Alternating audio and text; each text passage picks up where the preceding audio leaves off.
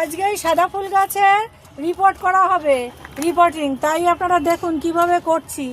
এই ফেব্রুয়ারি মাসে সব গাছে রিপোর্টিং করা হচ্ছে, আপনাদের একটু একটু দেখাচ্ছি, দেখে নিন। ভালো করে মাটিটা ছাড়িয়ে কিছুটা শিকড় কেটে তারপরে নতুন করে বসাবো।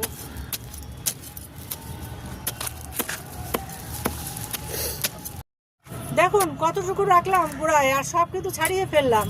হ্যাঁ, এবার নতুন করে সেই সার মাটির মধ্যে বসিয়ে দেব।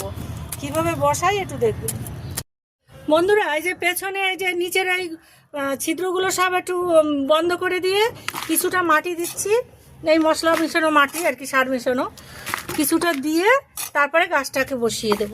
এই যে দিলাম, এবার এই যে সাদা ফুল গাছটাকে বসিয়ে দিলাম। গাছটাকে সোজা করে ধরে এইবার মাটি দিয়ে ভরাট করে দেব।